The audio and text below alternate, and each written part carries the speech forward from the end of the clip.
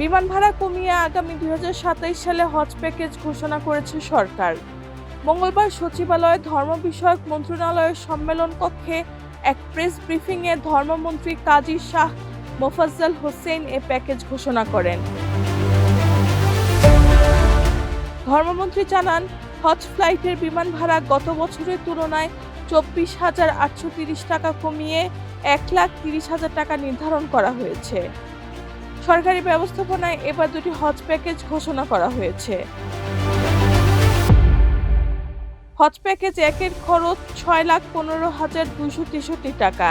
এই প্যাকেজে মক্কায় হারাম শরীফের বহিঃচত্বর থেকে 1,000 থেকে 1,400 মিটারের মধ্যে আবাসন, মদিনায় মারকাজিয়া এলাকায় থাকার ব্যবস্থা, মিনার জোন 2 এলাকায় তাঁবু এবং মিনা আরাফা নির্ধারিত সার্ভিস ও খাবারের ব্যবস্থা থাকবে।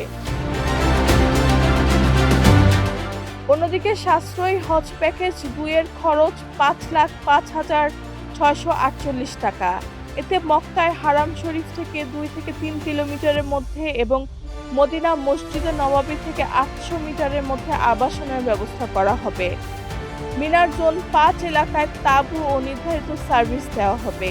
এছাড়া বেসরকারি ব্যবস্থাপনায় সাধারণ হজ প্যাকেজের খরচ নির্ধারণ করা হয়েছে 5,13,648 টাকা।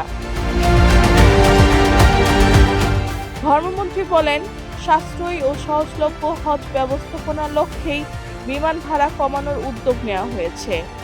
তিনি জানান, 2023 সালের হজ ফ্লাইটে বিমান ভাড়া প্রায় 2 লাখ টাকা থাকলেও 2025 সালে তা কমিয়ে 1,67,820 টাকা করা হয়।